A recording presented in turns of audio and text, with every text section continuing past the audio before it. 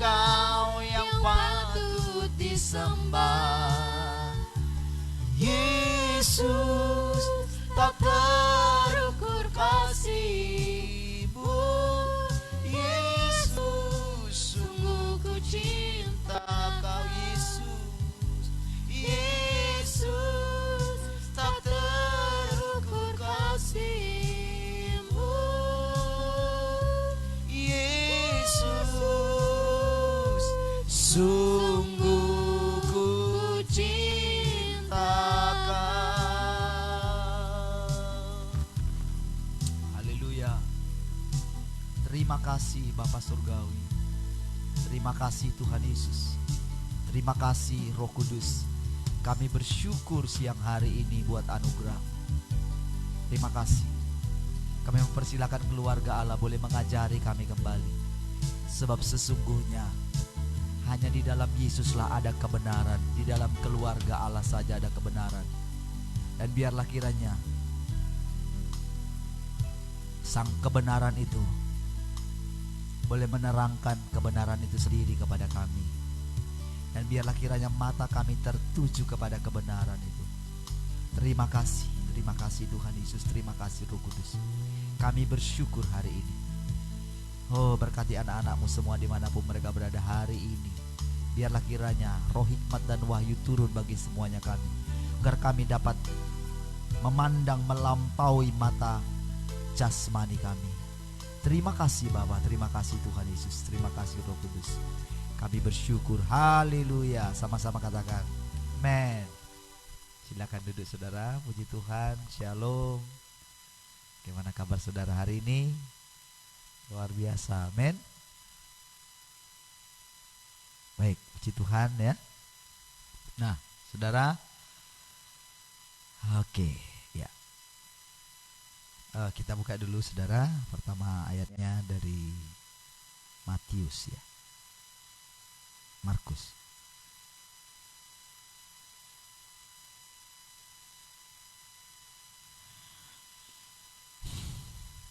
Perhatikan ini saudara.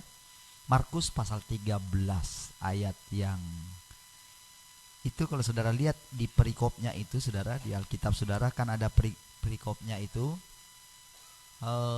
tentang khotbah tentang akhir zaman ya. Ini khotbahnya Tuhan Yesus saudara. Tapi saudara, pokok utamanya saudara bukan saya membicarakan ini saudara. Ya. Baik. Kita baca dulu saudara. Ya, dari ayat 1 dulu ya. Ketika Yesus, Markus pasal 13 dimulai dari ayat 1. Ketika Yesus keluar dari bait Allah, seorang muridnya berkata kepadanya. Perhatikan ya, ada kata-kata yang harus di highlight situ ya supaya kita ngerti.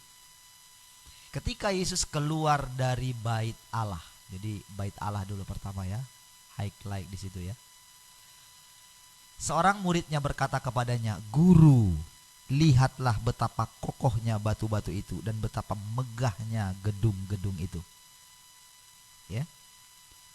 Saudara, lalu Yesus berkata kepadanya, "Kau lihat gedung-gedung yang hebat ini?"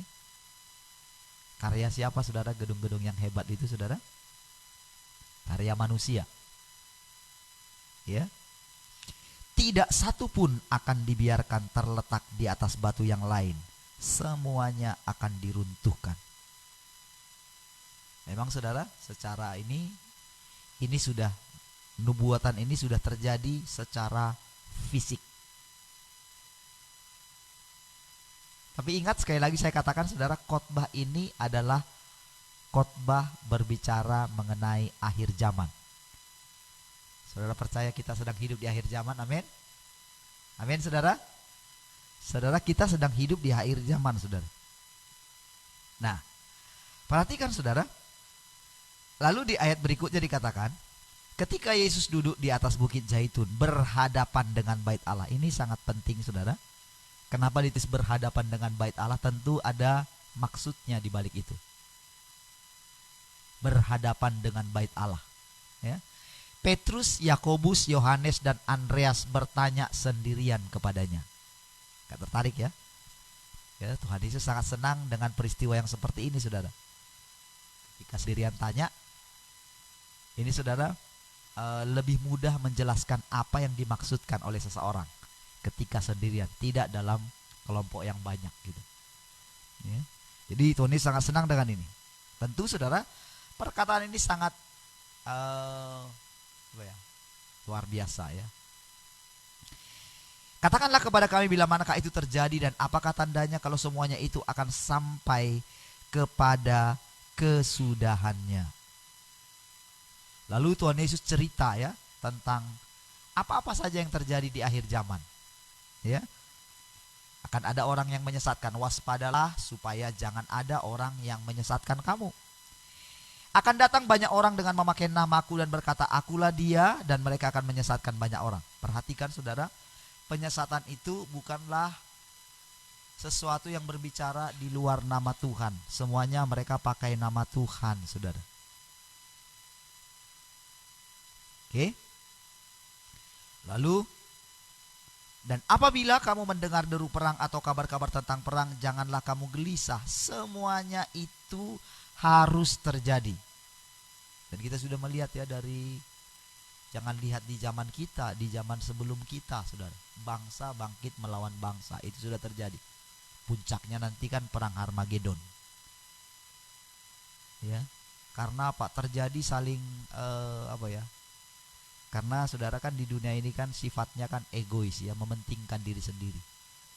Ingin bangsanya lebih hebat daripada bangsa yang lain. Kalau boleh itu menguasai bangsa-bangsa yang lain. Itu yang terjadi dulu, bagaimana Inggris menjajah Australia, menjajah apalagi Selandia Baru, bahkan sampai ke Malaysia gitu ya. Banyak negara-negara jajahannya, termasuk Portugis, termasuk Jepang juga ya, termasuk Belanda dan lain sebagainya. Itu di zaman-zaman yang dulu kita melihat itu ya. Nah, puncaknya nanti akan terjadi lagi ya. Nah, saudara, sebetulnya sekarang juga sedang terjadi ya, di tengah virus yang ini, saudara. Nah, saya harus pelan-pelan ya menjelaskan kepada saudara ya. Perhatikan saudara, bangsa akan bangkit ya. Apabila kamu mendengar deru perang atau kabar-kabar tentang perang, janganlah kamu gelisah.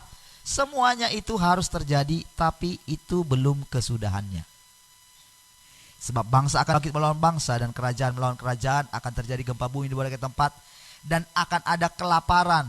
Semuanya itu barulah penderitaan menjelang zaman baru. Akan ada satu zaman baru. Nah, perhatikan tadi saudara, ada kata-katanya yang dikatakan bahwa bait suci itu diruntuhkan, saudara. Tentu saudara, bagi kalau ini disampaikan kepada orang ahli ahli Taurat dan orang Farisi, tentu saudara mereka itu akan marah sekali, saudara. Masa sih ada seorang nabi yang bilang yang menubuatkan akan terjadi seperti ini? Enggak dong. Pasti akan marah, saudara. Pasti tidak akan diterima, saudara. Bahkan Tuhan Yesus mengatakan, rubuhkan bait suci ini. Robohkan bait suci ini. Dalam 3 hari aku akan membangunnya. Saudara, manusia ini, saudara, terlalu menghargai apa yang dilakukan oleh manusia atau dari buah pengetahuan yang baik dan yang jahat itu. Dihargai, dijunjung tinggi sekali. Jadi ketika Tuhan mengatakan di ayat yang pertama tadi, dikatakan ayat kedua tadi, kau lihat gedung-gedung yang hebat ini,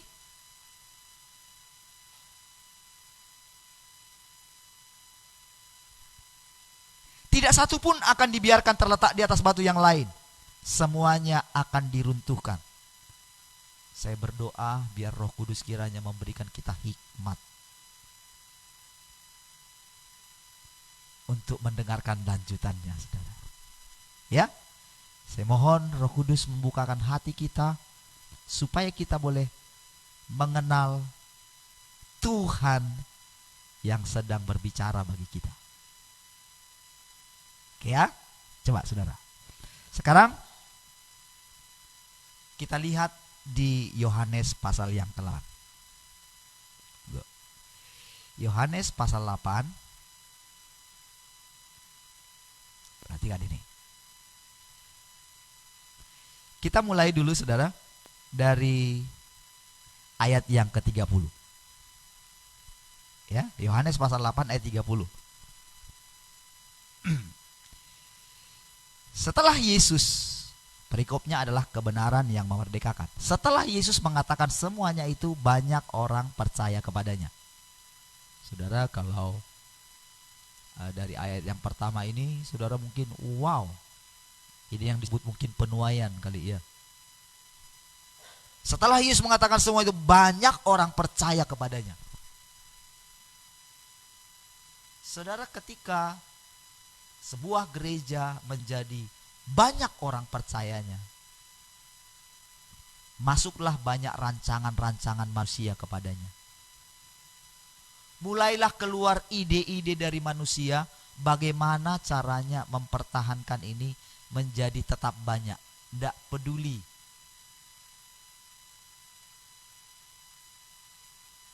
Tidak peduli itu mengurangi firman Tuhan, yang penting ini tetap banyak. Itu yang dilakukan. Saudara, sampai hari ini kita tidak tahu sampai kapan ini berakhir. Dan tak ada satu nabi pun di dunia ini yang berani mengatakan kapan ini berakhir. Dan para nabi itu memang jujur. Mereka tidak mendengarkan sesuatu. Kalau ada yang mengatakan ini akan berakhir setelah Paskah, tentu saudara telah lihat bersama-sama. Tentu nubuatan itu tidak digenapi. Itu hanya iman-iman daripada orang-orang tersebut. Sekarang saudara, iman kita sedang diuji. Apakah iman kita itu adalah mengiman-imani atau imannya Tuhan Yesus? Tentu akan diuji dengan keadaan ini. Saudara, hari ini Tuhan serius sekali. Walaupun seluruh dunia, seluruh gereja ini berdoa menghentikan itu, saudara. Percayalah saudara, Tuhan berdaulat di atas semuanya. Dan Tuhan sekarang tidak perlu diatur untuk harus menjawab semua doa umat Tuhan ini. Baik. Maka katanya kepada orang-orang Yahudi yang percaya kepadanya, jikalau kamu tetap dalam firman-Ku, kamu benar-benar adalah murid-Ku. Perhatikan ini saudara. Saudara, tadi saudara, kita mendengarkan tadi khotbahnya ya. Yang pertama tadi tentang khotbah tentang akhir zaman. Diawali dengan apa saudara? Khotbah akhir zaman itu bukan diawali dengan deru perang yang tadi, bukan. Diawali dengan akan runtuhnya bait Allah. Oke, diawali dengan itu ya. Bukan dengan kelaparan, bukan dengan wabah, tapi diawali dengan runtuhnya bangunan bait Allah buatan manusia. Amin. Skip dulu di situ sudah, simpan kronologisnya. Ya, baik. Dikatakan begini, jikalau kamu tetap dalam firman-Ku, kamu benar-benar adalah murid-Ku. Berarti ada yang benar-benar murid, ada yang tidak benar-benar murid dong. Amin. Ada yang sekedar murid, ada yang sekedar orang percaya. Karena di atasnya itu saudara, setelah Yesus mengatakan semuanya itu, banyak orang percaya kepadanya. Tidak dipungkiri itu saudara.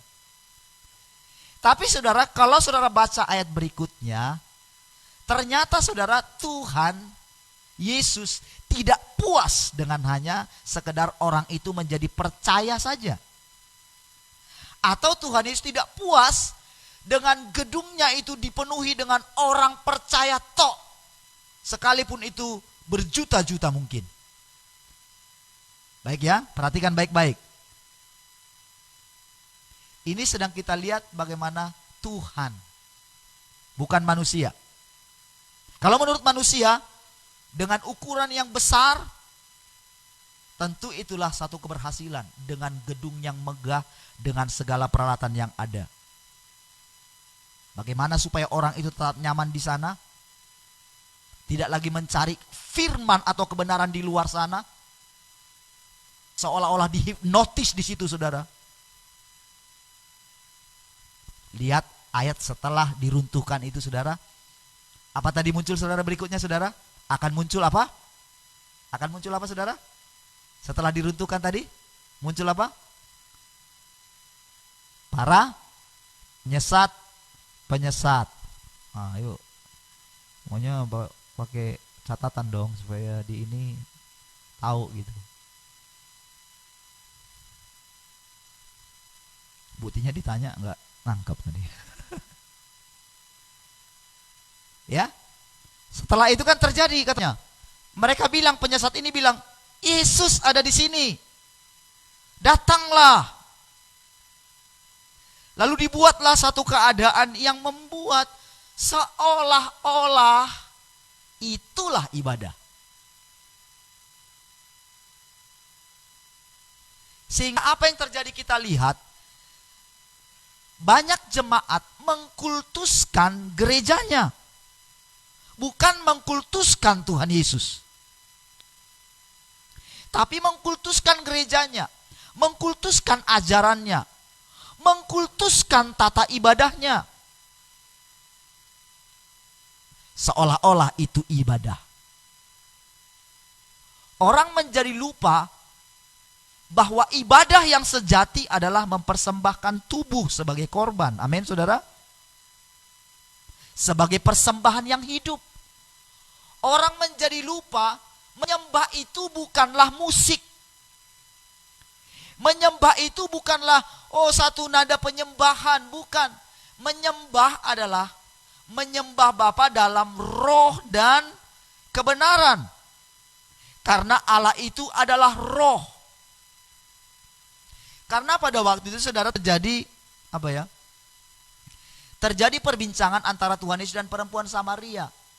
Tahukah, saudara, perempuan Samaria ini, dia perempuan boleh dikatakan tidak benar karena punya 6 suami, bukan 6 suami yang sah. Tetapi, saudara, si perempuan Samaria ini tahu juga yang namanya bahwa mereka harus menyembah Tuhan di gunung ini. Mereka di gunung Samaria karena terjadi perselisihan antara Samaria dan Israel, saudara, dan Yehuda, saudara.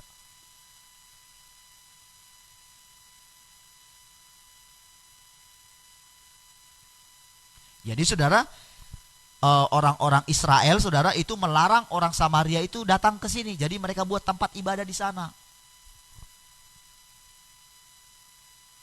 Tapi Tuhan langsung putus di situ, saudara. Dia katakan, saatnya akan tiba dan sudah tiba bahwa orang-orang akan menyembah Bapa dalam roh dan kebenaran, karena Allah itu adalah roh. Barang siapa menyembahnya dalam roh dan kebenaran. Jadi bukan berbicara gedungnya, tapi berbicara mengenai rohnya yang akan dihidupkan kembali, dilahirkan kembali. Baik ya, perhatikan, saudara. Jikalau kamu tetap dalam firman-Ku, kamu benar-benar adalah murid-Ku. Ingat, saudara, Tuhan tidak puas dengan orang percaya yang banyak. Tapi Dia mau orang-orang percaya ini benar-benar menjadi murid-Nya. Oke? Baik, kita lanjut. Dan kamu akan mengetahui kebenaran. Siapa yang akan mengetahui kebenaran ini, saudara? Siapa? Siapa, saudara? Siapa yang akan mengetahui kebenaran ini? Siapa? Siapa, saudara? Duh, kan baca di atasnya tadi. Jikalau kamu tetap dalam firman-Ku, kamu benar-benar adalah apa? Murid-Ku. Amin. Lalu dikatakan, dan kamu akan mengetahui kebenaran. Siapa yang akan mengetahui kebenaran ini, saudara? Yang benar-benar, nggak boleh bilang kita, saudara. yang benar-benar murid gitu loh. Gak boleh juga hanya karena murid, karena ternyata ada yang gak benar-benar murid kan gitu. Sama kan kalau kita di sekolah kan akan ada yang benar-benar murid kan, benar enggak?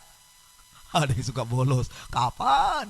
Pokoknya gerah aja di sekolah gitu, gerah aja di kelas. Rasanya kalau nggak cabut jam terakhir itu rasanya dia nggak pas gitu.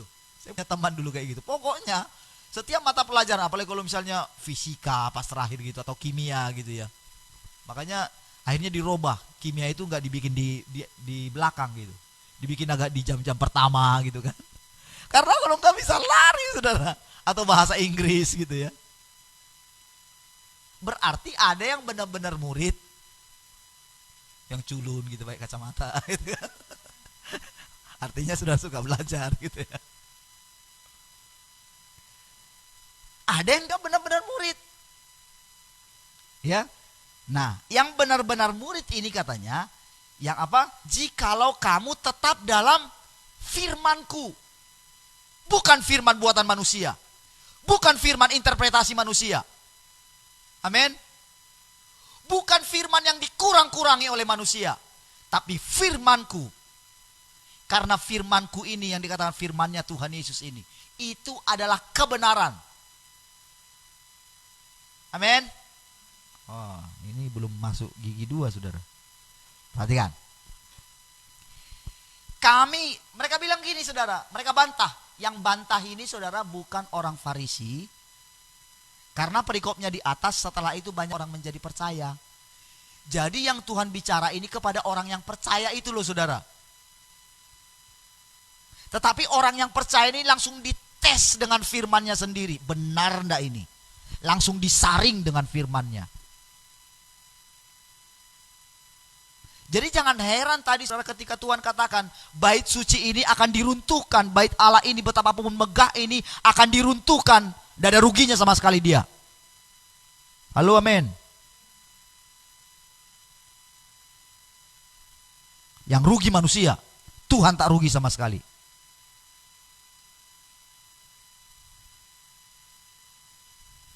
Lihat. Kami adalah keturunan Abraham dan tidak pernah menjadi hamba siapapun. Bagaimana engkau dapat berkata kamu akan merdeka? Belum ngerti toh? Mereka belum ngerti ya. Saudara, orang Israel ini saudara, mereka termasuk orang yang beriman gitu. Tapi iman mereka yang dalam tanda kutip ini sedang diruntuhkan sendiri sama Tuhan.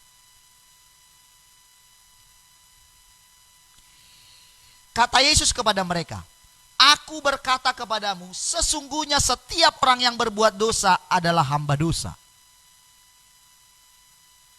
Dan hamba tidak tetap tinggal dalam rumah, tetapi anak tetap tinggal dalam rumah.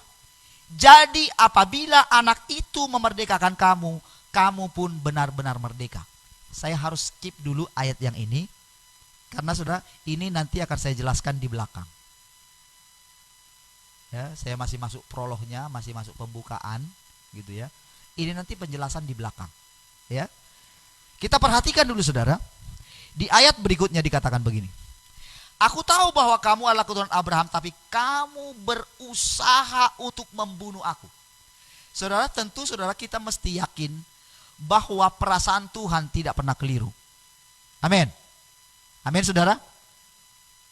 Karena nanti ini disanggah oleh orang percaya tadi yang banyak itu saudara. Kamu ngarang. Tapi Tuhan tahu saudara. Tuhan sedang tidak berbicara kepada mereka saja, tapi sedang berbicara kepada roh di balik daripada orang-orang itu yang menunggangi orang-orang itu. Sekalipun mereka orang percaya kepada Tuhan katanya. Amin. Lihat saudara.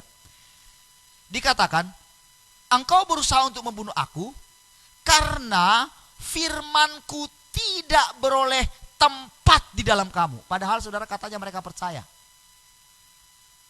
Tetapi Tuhan bilang sama mereka, firmanku itu, perkataanku tidak mendapat tempat di dalam hatimu katanya. Tentu ini kebenaran. Tentu ini saudara bukan hasil pemikiran dia, penelaahan dia. Karena manusia juga punya kayak gitu. Kita bisa menilai orang, kayaknya dia sedang benci sama saya. Ternyata belum tentu. Ternyata itu sifat manusia kita yang sudah punya pengalaman terluka dengan orang lain. Tetapi ketika Tuhan bilang ini, tentu ini tepat, saudara. Amin, saudara. Karena dia tidak pernah menilai kalau bapaknya nggak mengatakan itu kepada dia. Amin. Dia selalu bertiga dalam menilai segala sesuatu. Ya, lihat ini.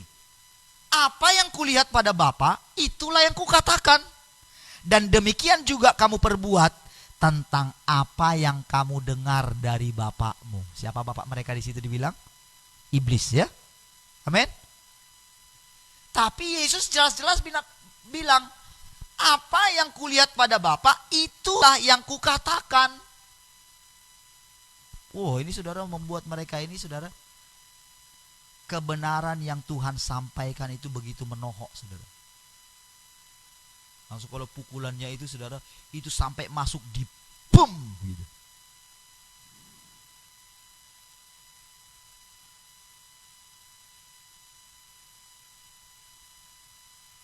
Saya jadi ingat mimpi saya semalam, saudara. Mimpi saya ini ya, masuk di dalam ring tinju gitu. Saya tahu saya kecil sekali gitu. Dan yang akan saya hadapi itu, jadi ada yang latih saya gitu. Kamu akan menghadapi ini nanti gitu. Jadi kayak pertandingan ini ya, pertandingan itu? Yang 2 lawan 2 itu. WW apa itu? Nah, adalah. Nah, jadi pokoknya kita akan lawan ini katanya. Tapi saudara, dia yang duluan lawan, tapi saya tahu, saudara, di cerita itu di itu dia sudah merancangkan, pokoknya dia akan kejar kamu nanti katanya. Tapi saya lihat ketika dia dihalangi oleh partner saya ini, wah hebat sekali gitu. Tapi saya tahu, saudara, ketika beradu mereka gitu, ini si partner saya nggak sanggup lawan dia karena dia nggak mempan gitu. Saya begini. Saya bilang gini, pasti saya nggak bisa lawan dia. Waktu saya bilang dalam pikiran saya nggak bisa lawan dia, lebih baik saya bangun gitu. Saya bangun, saudara. Akhirnya nggak jadi pertempuran itu. Beneran saya dibangun deh. Selesai gitu. Tapi saudara, di sini saudara, saya mulai dapat pengertiannya. Nanti saudara penjelasan di belakang. Ya, Tuhan itu baik ya. Kenapa dia jelaskan seperti ini? Jadi saudara, Tuhan itu langsung nohok gitu sama manusia ini, saudara. Orang yang percaya tadi, saudara. Karena dikatakan firmanku tidak mendapat tempat di dalam hatimu katanya. Belak-belakan dia, saudara. Kalau yang sekarang kan gak begitu, saudara, pemberitaan. Gimana caranya supaya orang itu mendengarkan? Baik, kita lanjut ya. Jawab mereka kepadanya, Bapa kami ialah Abraham. Kata Yesus kepada mereka, jikalau sekiranya kamu anak-anak Abraham, tentulah kamu mengerjakan pekerjaan yang dikerjakan oleh Abraham. Tetapi yang kamu kerjakan ialah berusaha membunuh aku. Aku seorang yang mengatakan kebenaran kepadamu, yaitu kebenaran yang kudengar dari Allah. Pekerjaan yang demikian tidak dikerjakan oleh Abraham. Maksudnya tadi berusaha membunuh Tuhan itu ya. Kamu mengerjakan pekerjaan bapamu sendiri. Jadi mereka tidak tahu. Jadi mereka berpikir kalau mereka ini sudah keturunan Abraham, mereka pikir itu mereka sudah langsung menjadi orang beriman gitu. Mereka pikir kalau mereka sudah dengar Taurat, ikuti Taurat, bla bla bla semuanya, mereka pikir mereka itu sedang menyembah Allah. Tetapi justru yang mereka dengarkan sebetulnya adalah suara bapak mereka. Dan bapak mereka itu kan Abraham.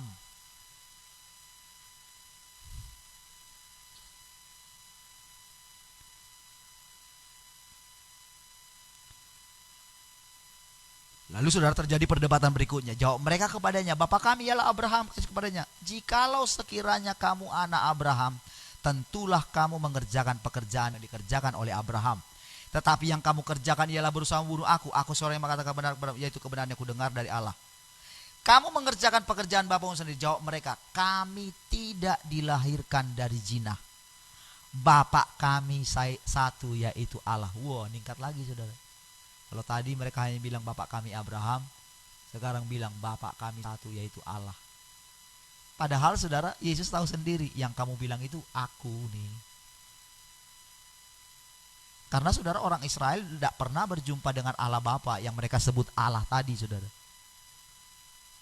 Yang mereka sebutkan itu adalah Yehova, yaitu Yesus sendiri, Sang Firman itu sendiri. Jikalau Allah adalah Bapamu, kamu akan mengasihi aku, sebab aku keluar dan datang dari Allah, dan aku datang bukan atas kehendakku sendiri, melainkan Dialah yang mengutus aku. Apakah sebabnya kamu tidak mengerti bahasaku? Sebab kamu tidak dapat menangkap firmanku. Jadi perhatikan saudara, tidak menjadi satu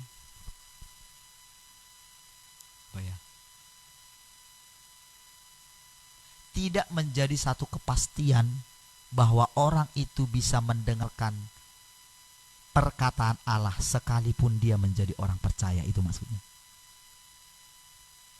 Karena yang sedang diceritakan di sini adalah orang percaya yang sudah percaya kepada Tuhan. Tapi percayanya karena apa? Karena Tuhan melakukan mujizat.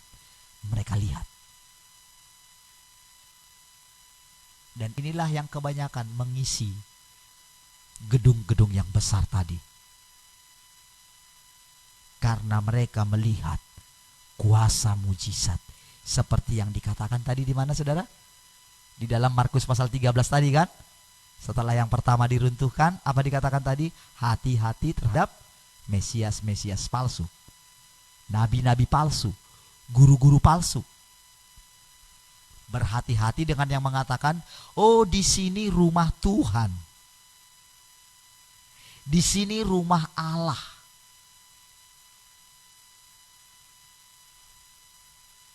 Lihat saudara.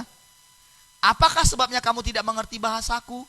Sebab kamu tidak dapat menangkap firmanku.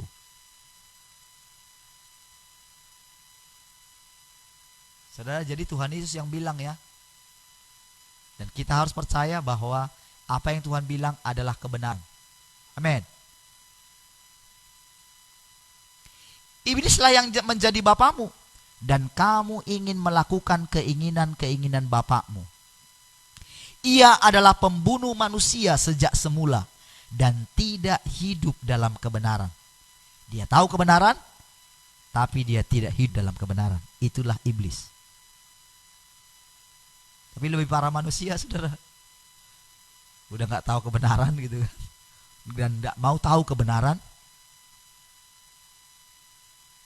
tapi mengatakan hidup dalam kebenaran. Parah enggak? Udah enggak tahu kebenaran, enggak mau tahu itu apa kebenaran yang sesungguhnya, tapi bilang aku hidup dalam kebenaran. Parah enggak itu saudara? Baik. Apabila ia berkata dusta, ia berkata atas kehendaknya sendiri, sebab ia adalah pendusta dan bapa segala dusta. Tetapi karena aku mengatakan kebenaran kepadamu, kamu tidak percaya kepadaku. Siapakah di antaramu yang membuktikan bahwa aku berbuat dosa apabila aku mengatakan kebenaran? Mengapakah kamu tidak percaya kepadaku? Barang siapa berasal dari Allah, ia mendengarkan firman Allah. Itulah sebabnya kamu tidak mendengarkannya, karena kamu tidak berasal dari Allah. Yesus strictly sekali saudara. Dia tidak pernah berusaha menarik orang yang tidak ditarik oleh bapaknya kepada dia. Wow. Dan saatnya akan tiba. Saatnya sedang tiba. Tuhan sedang datang kepada milik kepunyaannya. Dan yang pertama dilakukan adalah dia runtuhkan tembok-tembok itu. Kita nggak tahu sampai kapan terjadi ini, saudara. Dan orang di sana udah mulai banyak stres. Tapi Tuhan pesankan bagi kita, janganlah gelisah hatimu. Amin. Janganlah kamu khawatir. Akan ada penganiayaan-penganiayaan. Jangan kamu takut untuk apa yang akan kamu ucapkan.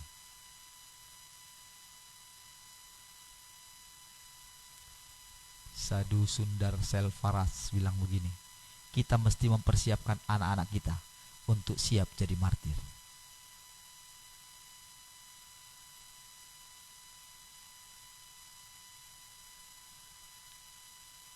Tapi yang berkata begini, panggilan martir itu adalah panggilan khusus bagi seseorang. Tidak dipaksakan. Itu adalah panggilan dan kita tidak bisa membuat diri kita dipanggil menjadi martir-martir gitu.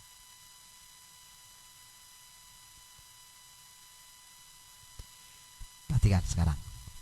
Sekarang saudara,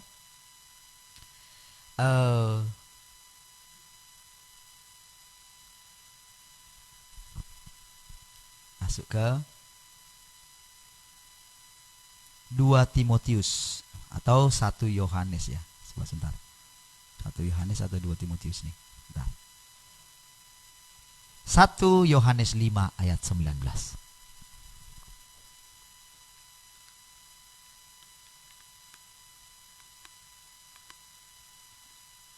Oke.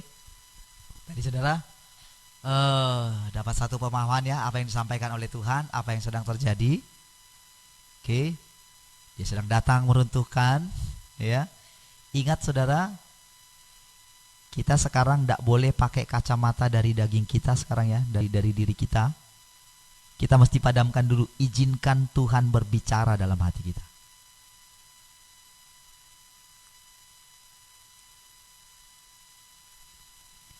Ya. 1 Yohanes 5 ayat 19.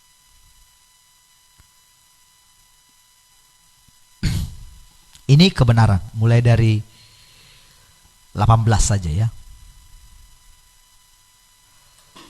Kita tahu bahwa setiap orang yang lahir dari Allah tidak berbuat dosa.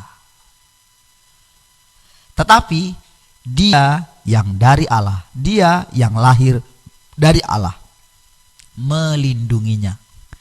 Dan si jahat tidak dapat menjamahnya. Ini adalah kebenaran. Amin.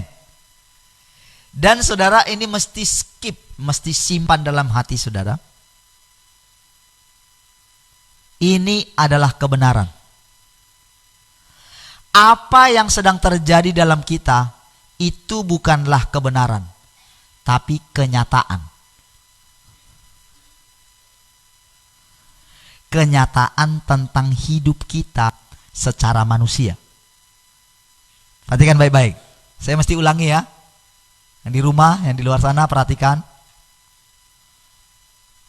Perkataan ini adalah kebenaran. Siapa yang seperti yang Tuhan katakan tadi, itu kebenaran. Tetapi saudara, mereka membantah kebenaran yang Tuhan sampaikan karena mereka bukan berasal dari Allah.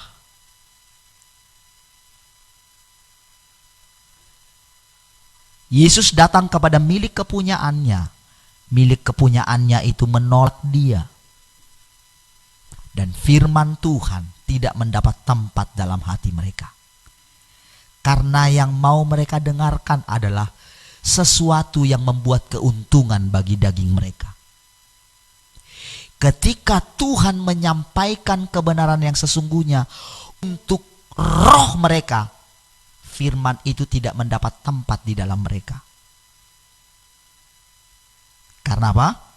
Karena mereka bukan berasal dari Allah katanya. Tuhan Yesus yang bilang. Ini jangan diinterpretasi. Ketika Tuhan Yesus bilang saudara, itu tidak boleh diinterpretasi. Itulah aslinya. Dan ketika dia bilang ini, jangan diinterpretasi yang lain. Izinkan firman Tuhan itu mengajar kita. Dan saya tidak mau menginterpretasi ini. Apa yang dikatakan itu saja yang saya katakan. Perhatikan ya. Ini kebenaran dikatakan, dia tidak berbuat dosa lagi, tapi dia yang lahir dari Allah melindunginya. Dan si jahat tidak dapat menjamahnya.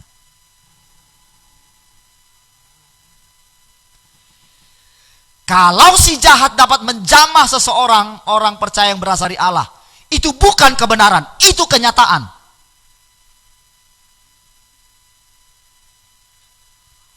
Mengerti perbedaannya ya?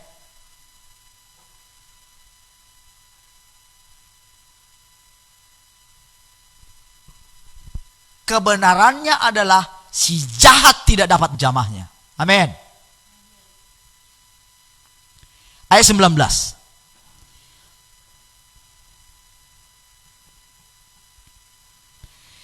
Kita tahu bahwa kita berasal dari Allah dan seluruh dunia berada di bawah kuasa si jahat.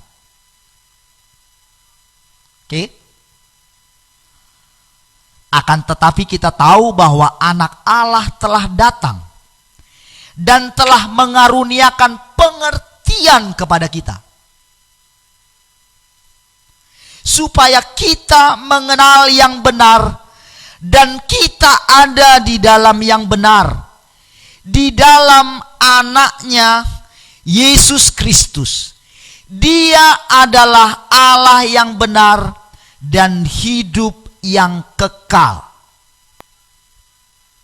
Perhatikan saudara, saya mesti lambat ya, harus mengulangi pelan-pelan saudara. Karena saudara, selama ini yang menguasai hidup kita adalah kesadaran akan diri kita sendiri sangatlah kuat.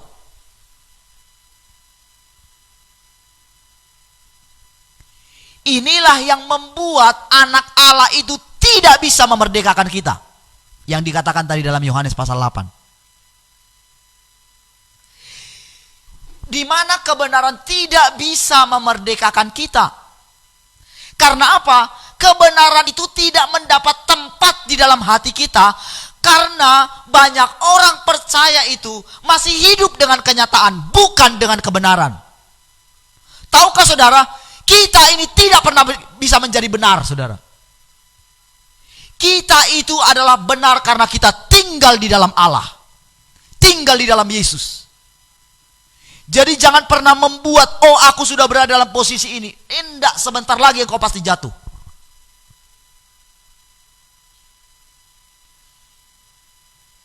Makanya saudara, menjelang Paulus itu saudara, sebelum Paulus meninggal, bahwa ternyata semua orang, semua murid-muridnya dikatakan, dia menceritakan bahwa murid-muridnya sudah mulai meninggalkan dia dan mencintai dunia ini. Ini sebelum sebelum Paulus itu jadi martir, saudara. Dia sudah melihat itu. Dia dalam kesendirian. Dia sendirian. Dia terpisah. Dulu belum ada, saudara, teknologi seperti sekarang. Membuat kita bisa, saudara masih bisa mendengarkan kebenaran ini. Puji Tuhan, saudara. Tapi akan tiba waktunya. Dan akan datang waktunya, saudara tidak bisa mendengarkan yang seperti ini. Tujuannya apa?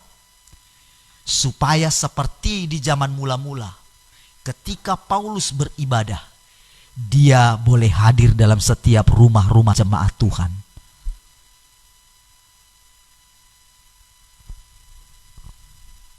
Itu kebenaran, saudara, ceritanya. Aku mengetahui sekalipun aku tidak hadir dalam persekutuanmu.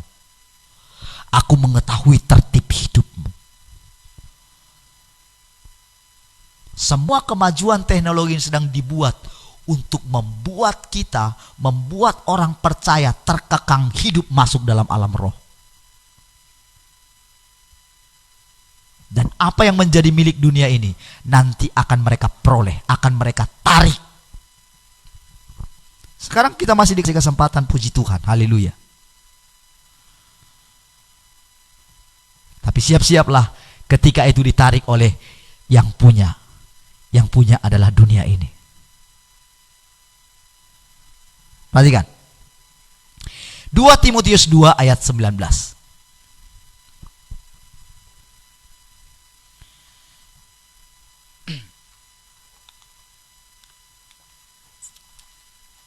Oke. 2 Timotius 2 ayat 19. Tetapi dasar yang diletakkan Allah itu teguh, dan meterainya ialah Tuhan mengenal siapa kepunyaannya. Ini meterainya. Jadi nggak ada orang yang bilang, oh aku mengenal Tuhan, aku pasti terangkat. Percayalah, itu keinginan saudara.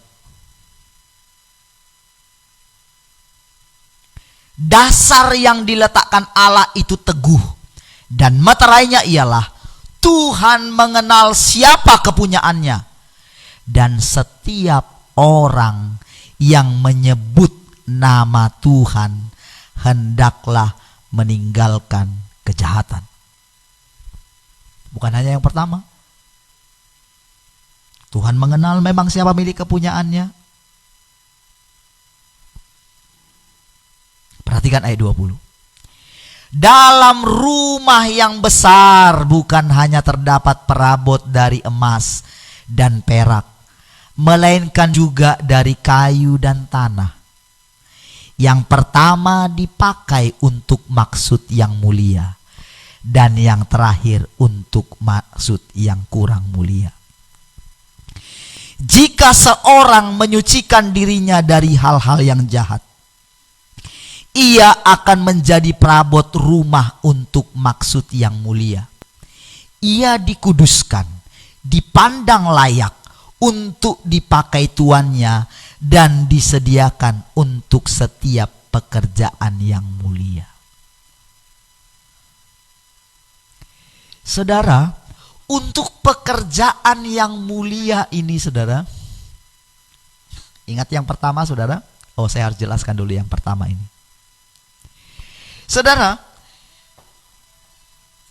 dikatakan tadi, saudara, dalam ayat 19 itu, Tuhan mengenal siapa kepunyaannya.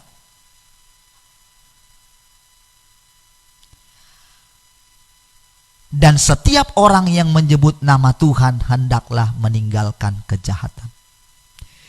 Dari 1 Yohanes juga dikatakan tadi, saudara, bahwa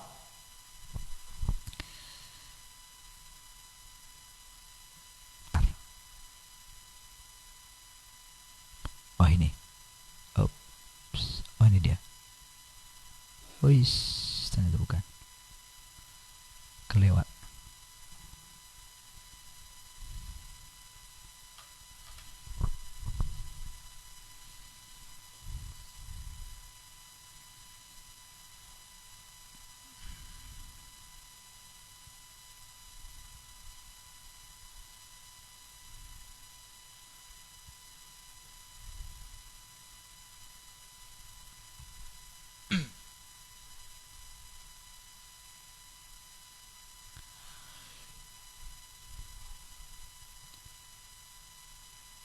Yang lahir dari Allah tadi dikatakan tidak berbuat dosa, tetapi dia yang lahir dari Allah melindunginya, dan si jahat tidak dapat menjamahnya. Ada satu tadi ayat yang tertinggal ya, bentar ya. Ini penting sekali. Ini kayaknya.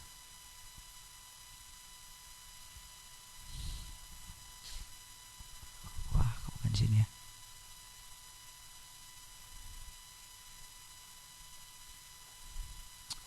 Nggak dapat. Atau keselip di mana tadi?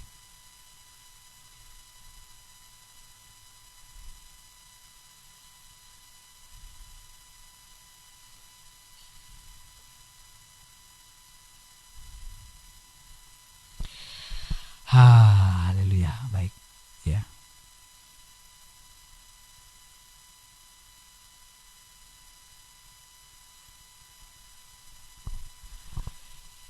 Dikatakan tadi, saudara, kita tahu bahwa kita berasal dari Allah dan seluruh dunia berada di bawah kuasa si jahat.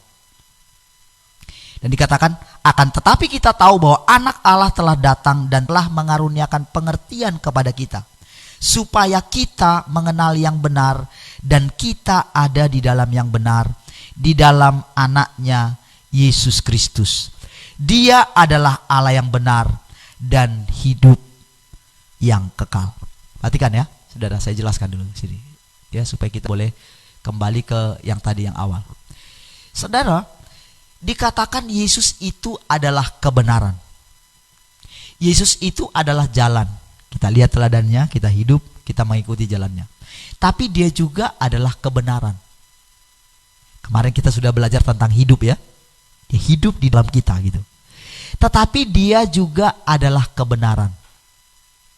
Nah, saudara, dikatakan tadi saudara bahwa jika kamu mengetahui kebenaran, yang pertama saudara, dikatakan saudara, kita itu harus dikatakan mengizinkan firman itu mendapatkan tempat di dalam hati kita. Itu yang pertama ya. Barulah kita itu boleh mendengarkan dia. Barulah kita diberikan pengertian. Ingat, kebenaran itu yang harus memerintah dalam hati kita.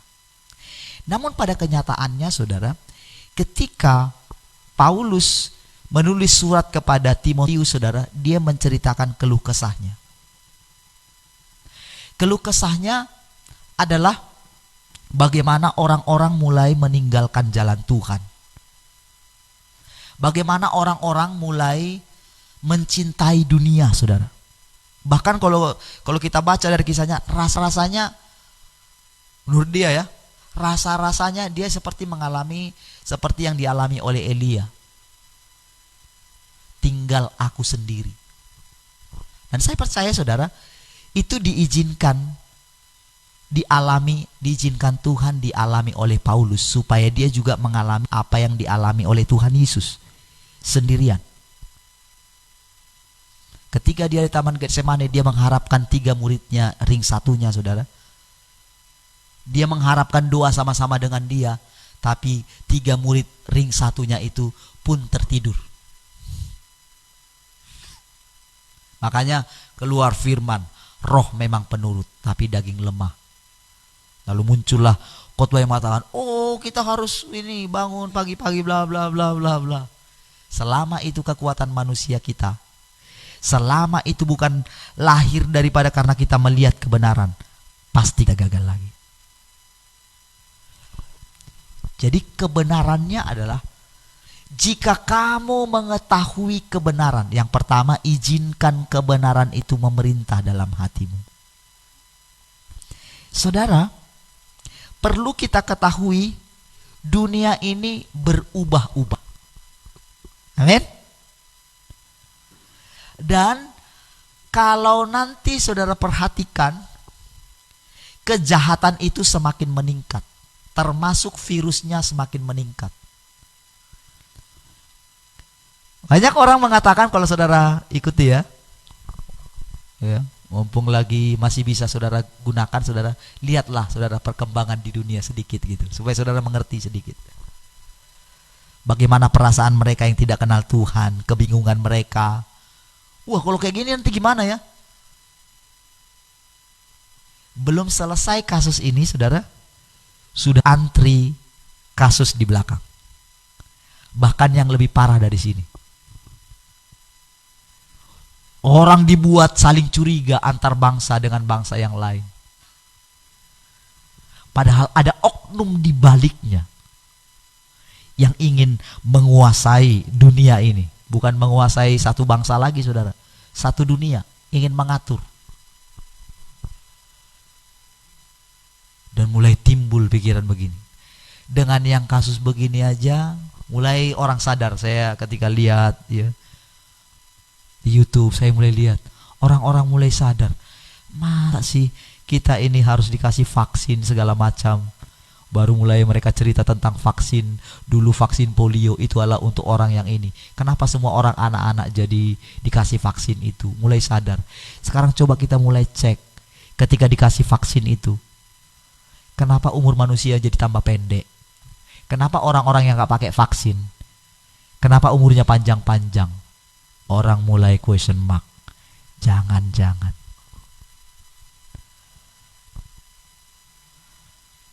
Saya yakin saudara akan terjadi nanti perbedaan-perbedaan pandangan. Itulah dunia yang sedang berubah-ubah. Tapi tahukah saudara, kita itu tinggal dalam kerajaan yang tidak berubah-ubah. Tuhan katakan saudara, ini kebenaran. Sudah selesai. Amin. Amin saudara. Tuhan mengenal siapa milik kepunyaannya. Jadi saya mau katakan sama saudara, jangan tunggu virus corona ini selesai. Karena virus corona ini telah lama selesai. Kalau saudara tunggu virus corona ini selesai, berarti saudara sedang mengatakan bahwa itu kebenaran.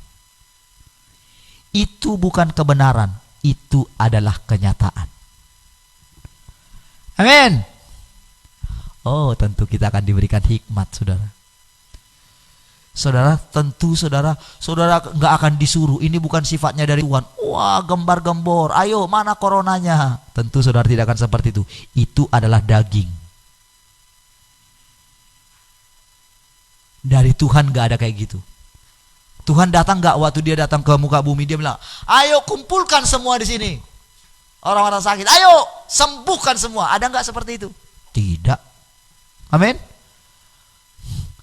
Apakah dia mengikuti kemauan mereka? Tunjukkan tanda, berikan tanda. Kamu tidak akan diberikan tanda kecuali tanda Yunus. Orang-orang Yahudi minta tanda.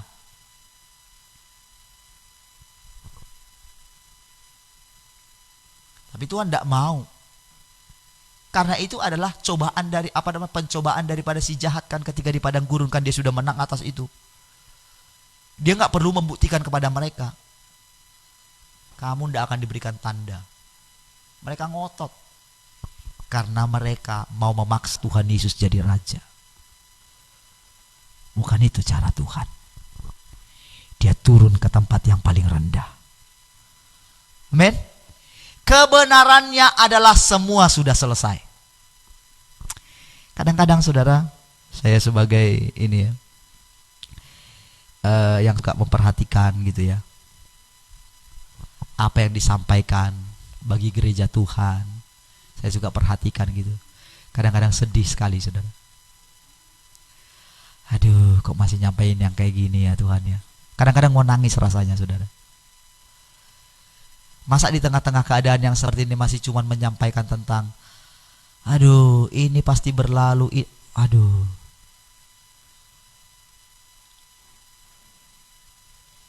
Saudara, kebenarannya adalah semuanya sudah selesai di atas kayu salib. Amin saudara. Nggak ada yang perlu ditakutkan. Kalau saudara pikir sedikit aja, coba sedikit aja berpikir. Begitu penerbangan ditutup semua, coba berpikir sedikit aja. Aduh, mamaku di kampung gimana ya? Sedikit aja berpikir. Kalau nanti terjadi apa-apa di kampung, gimana ya? Gimana keluar kita di Batam ini? Memang kita bisa berenang? Sedikit aja berpikir loh, sedikit berpikir gitu. Langsung apa yang terjadi saudara? Kekhawatiran akan datang. Tapi coba saudara pandang kepada Tuhan Yesus. Amin. Dia adalah yang awal dan yang akhir. Amin. Dia ada di sini, dia ada di sini saudara. Dia ada dalam kedua-duanya. Tidak perlu takut. Kenapa ada penginjilan kepada orang mati? Kenapa mereka bisa mendengarkan Injil Allah? Karena ia adalah Alfa dan Omega. Amin saudara. Jadi kita nggak perlu takut sedikit pun saudara.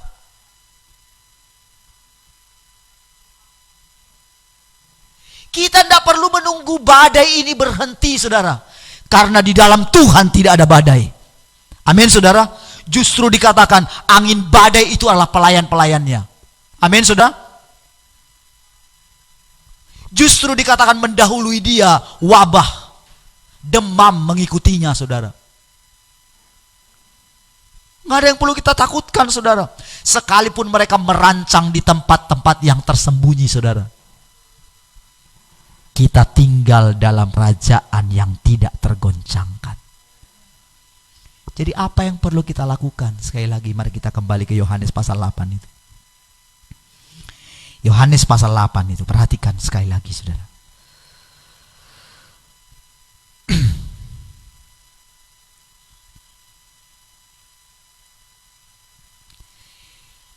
Kronologisnya dikatakan, tetap dalam firman, maka kamu benar-benar muridku.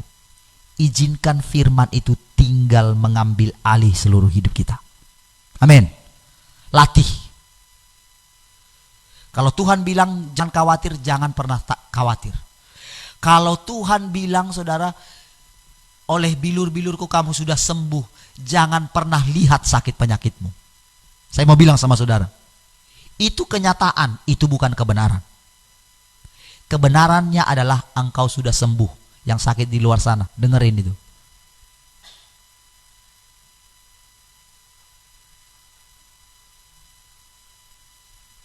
Bagi Tuhan kita ini sudah disediakan semuanya.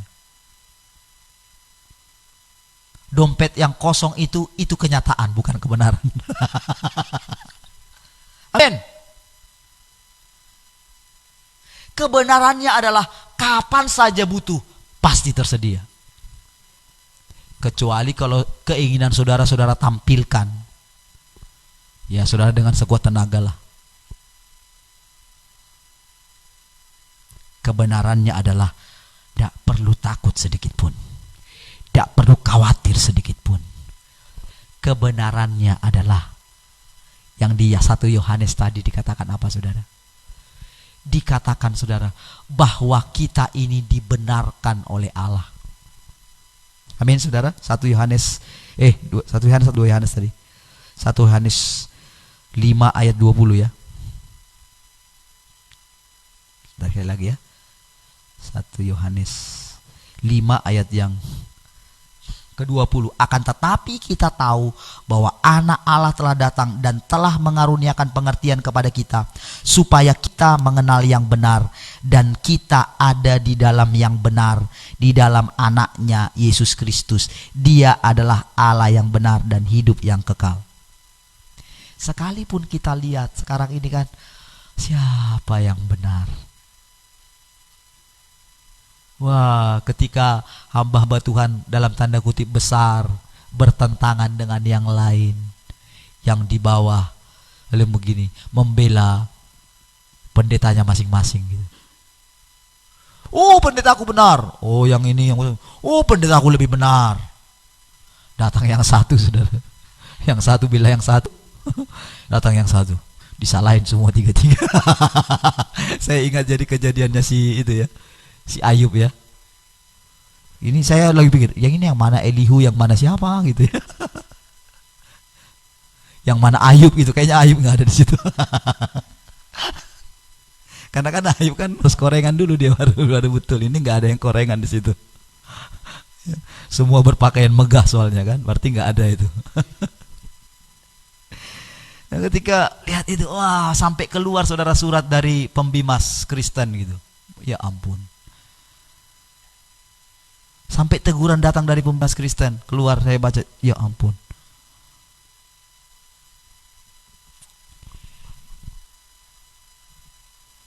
Akan tetapi kita tahu bahwa anak Allah telah datang dan telah mengaruniakan pengertian kepada kita, supaya kita mengenal yang benar, dan kita ada di dalam yang benar, di dalam anaknya Yesus Kristus. Dia adalah Allah yang benar dan hidup yang kekal. Saudara, ada perbedaan antara keempat Injil atau suratnya Yohanes ini, saudara, dengan surat-suratnya Paulus. Ada perbedaan yang cukup mencolok, saudara. Yaitu, saudara, bahwa surat-suratnya Yohanes ini, Injil juga, saudara, itu berbicara mengenai hubungan dengan Allah. Kembali kepada hubungan yang semula. Perhatikan di dalam kitab Wahyu juga demikian. Kalau saudara baca kitab Injil Yohanes, dia nggak terlalu menceritakan tentang wah penginjilan yang luar biasa. Dan seolah-olah kita lihat Yohanes ini, seolah-olah kita tidak mencatat bagaimana dia seperti Paulus gitu ya. Wah dengan pekerjaan pelayannya yang wah gitu ya. Dia ceritakan semua di sana ya. Kisah para rasulnya ya. Dia menceritakan bagaimana Injil sudah sampai ke seluruh Asia. Wah dia lihat pembukaan, wah begitu spektakulernya gitu ya, luar biasanya gitu. Dia nggak menceritakan, tapi dia menceritakan bahwa kita tinggal di dalam dia, dia di dalam kita. Amin saudara. Saudara, selama ini saudara pengajaran yang seperti ini, saudara nanti bisa lihat perbedaannya. Perbedaan yang sangat mencolok adalah begini. Orang-orang yang mengetahui kebenaran lalu mencerna kebenaran itu dan mengajarkan itu kepada orang lain. Cara Tuhan tidak seperti itu, saudara. Dialah jalan, dialah kebenaran, dialah hidup, dia yang tinggal dalam kita, dan dia mau supaya dia itu kita berikan tempat beroperasi dalam hidup kita.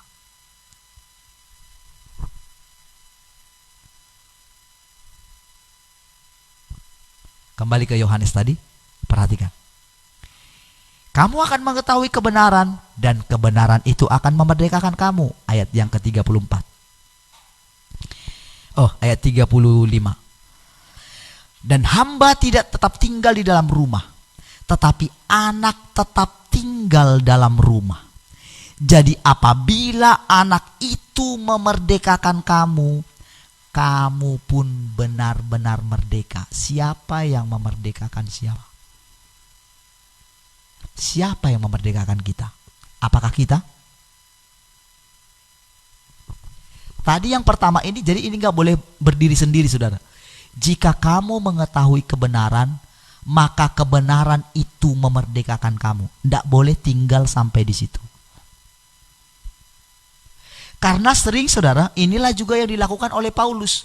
Dia mengetahui satu kebenaran dan dia coba ajarkan ini saudara. Dan di akhir hidupnya dia boleh melihat bagaimana anak buahnya mulai banyak yang meninggalkan dia, termasuk orang kepercayaannya. Dan dia dibuat merasa sendirian. Dia harus dihampaskan berkali-kali saudara. Berkali-kali masuk dalam putus asa dan segala macam. Tetapi Yohanes dengan begitu cepat saudara, dia hanya dibuang di Pulau Patmos. Ketika dia dibuang di Pulau Patmos, dia menyerahkan seluruh hidupnya. Dia hanya ditopang oleh kebenaran. Kalau aku mau dia hidup sampai aku datang, itu bukan urusanmu. Firman itulah yang membuat dia bisa hidup. Walaupun dia sudah digoreng saudara, perkataan itu. Dan dialah yang mendapatkan perkataan itu, bukan Petrus. Perkataan yang didapatkan oleh Petrus apa saudara? Ketika engkau masih muda, engkau bebas kemana engkau pergi. Tetapi ketika engkau sudah tua, engkau akan memberikan tanganmu untuk diikat dan kakimu, dan engkau akan dibawa ke tempat yang tidak engkau kehendaki. Tetapi kepada Yohanes perkataannya apa saudara? Kalau aku mau dia hidup sampai aku datang, itu bukan urusanmu. Lalu banyak mereka dia tidak akan mati. Dia mati juga. Tapi tahukah saudara, selama dia ada di Pulau Patmos itu, disitulah dia mengalami perjumpaan dengan Tuhan dengan cara yang berbeda. Tahukah saudara, dikatakan tadi dalam Markus tadi, kita sedang masuk ke dalam satu zaman yang baru. Amin saudara.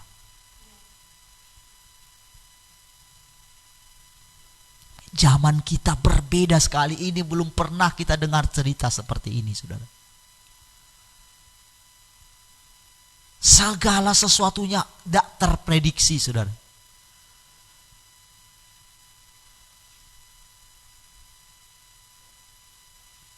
Dan di masa-masa ini saudara,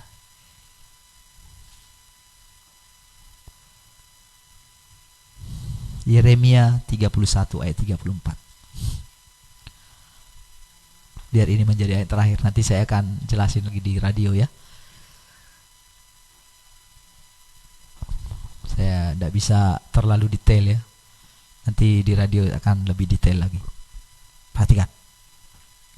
Dan tidak usah, Yeremia 31 ayat 34.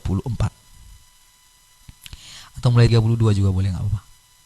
Oh, 33 aja, 33.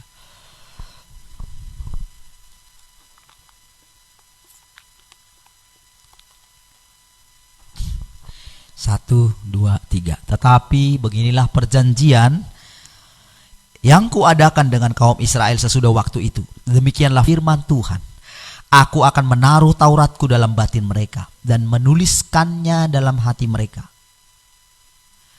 Maka aku akan menjadi Allah mereka dan mereka akan menjadi umatku. Siapa yang menaruh, saudara? Tuhan yang tuliskan di sini. Masing-masing kita.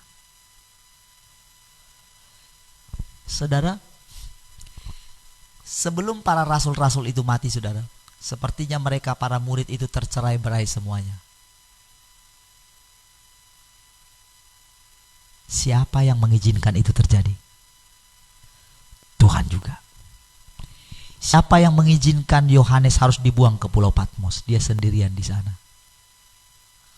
Apakah pekerjaan tentang pelayanan itu masih kurang sudah selesai? Belum nampaknya, saudara. Tapi kenapa dia harus dibuang ke Pulau Patmos? Apakah Tuhan tidak kasihan dengan murid-murid yang ditinggalkan ketika mereka tercerai-berai? Tidak. Karena Tuhan adalah Alfa dan Omega. Dia kurung kita semuanya. Waktunya Tuhan tidak ada kemarin, tidak ada besok. Waktu Tuhan adalah hari ini selalu. Bagi Tuhan tidak ada masalah waktu. Dia ada di sana, dia ada di situ.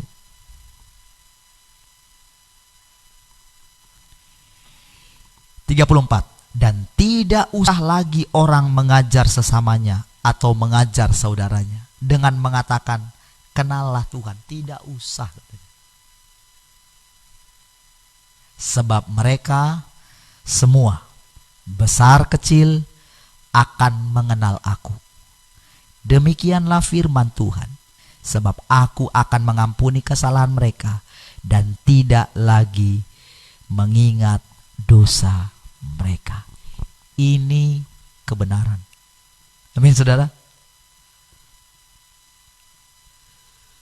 Dosa bukan masalah yang paling besar di hadapan Tuhan, karena dosa sudah diselesaikan di atas kayu salib.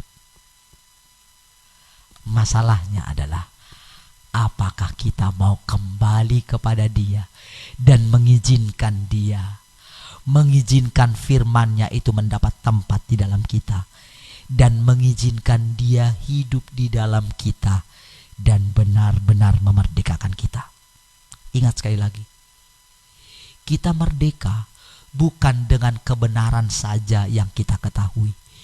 Itu adalah jalan selanjutnya untuk kita mendapatkan Dia hidup di dalam kita. Karena saudara, di luar sana saudara, nampaknya banyak sekali kebenaran. Bahkan kadang-kadang ketika menyampaikan seperti ini, kadang-kadang dalam hati ini saya bisa salah karena apa?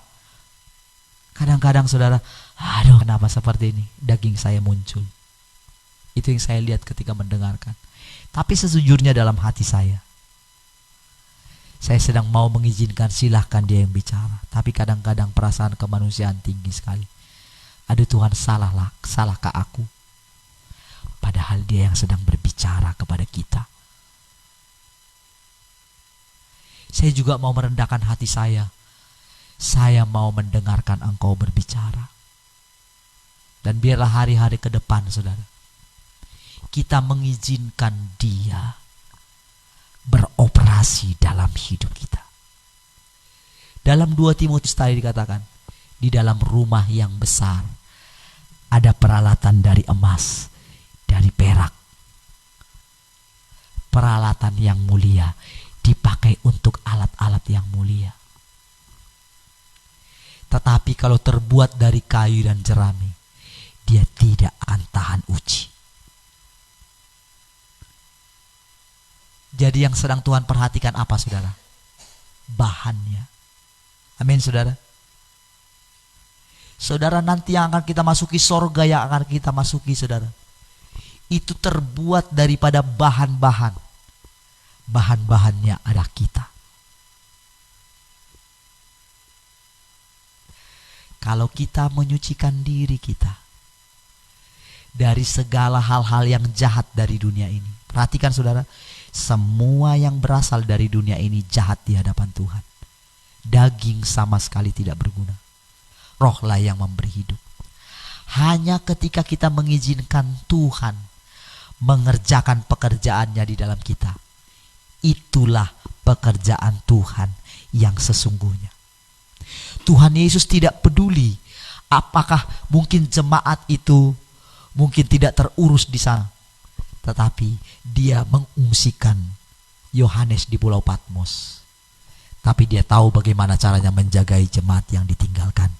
Karena firman ini berkata, engkau tidak usah lagi orang mengajar sesamanya atau mengajar saudaranya dengan mengatakan kenallah Tuhan. Sebab mereka semua besar kecil akan mengenal aku. Saudara, kebanyakan para hamba Tuhan hanya mengajarkan ayo kenal Tuhan. Tapi para hamba Tuhan ini benar enggak dia mengenal Tuhan yang sesungguhnya? Mari kita izinkan Tuhan yang mengajari semua jemaat Tuhan. Tuhan yang sedang menggembalakan semua jemaatnya. Haleluya. Mari sama-sama kita bangkit berdiri, saudara. Kita akhiri ibadah kita. Ayo.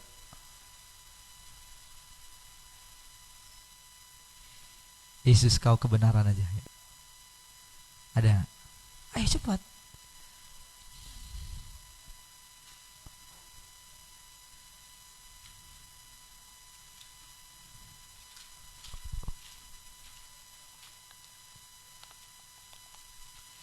Nanti saudara bisa saksikan ulang ya, nanti di YouTube sama di Facebook juga ya. Saudara bisa saksikan ulang, dengarkan ulang ya, di mana yang terlupa ya.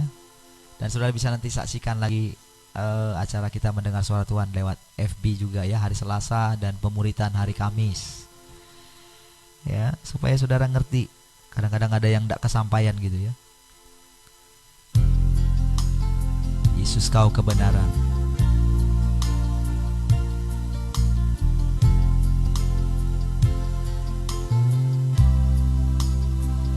Yesus, kau kebenaran yang menyelamatkanku, yang memberikanku hidup dan pengharapan.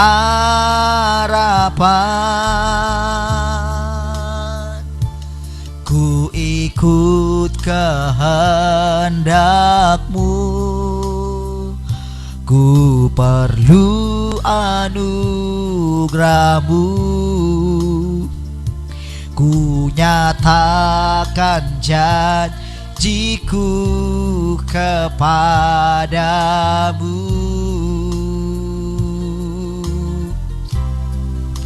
Kalau ku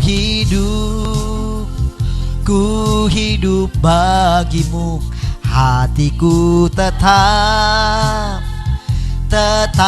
memandangmu. Dunia tak bisa menjauhkanku dari kasih-Mu.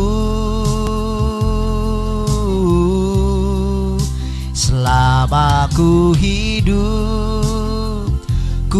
hidup bagimu, mataku tetap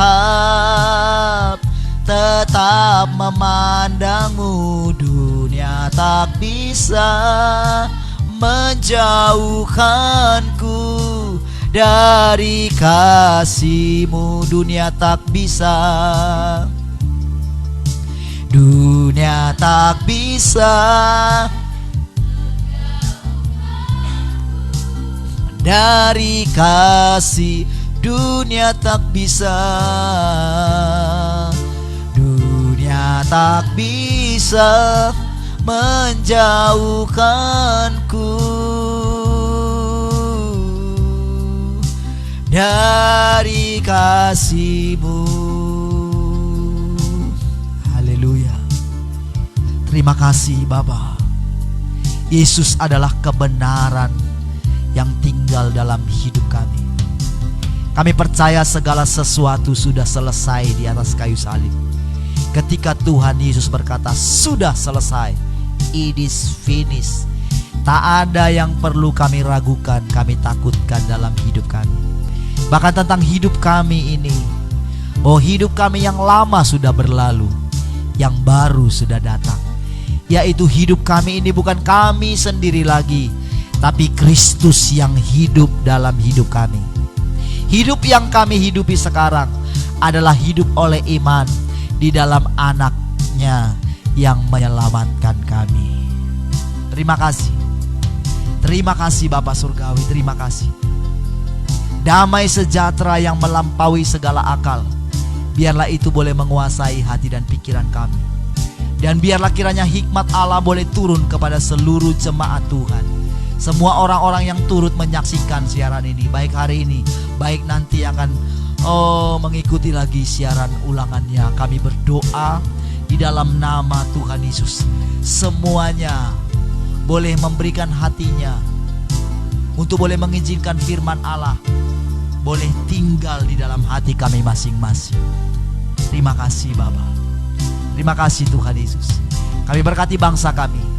Kami berkati pemerintahan bangsa kami. Kami berkati kota kami. Kami berkati pemerintahan kota kami.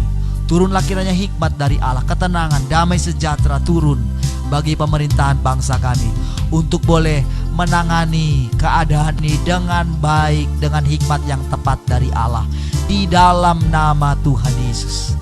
Terima kasih Bapak, terima kasih Tuhan Yesus. Mari saudara jemaat Tuhan, kita angkat kedua tangan kita. Terimalah anugerah kasih karunia Allah Bapa,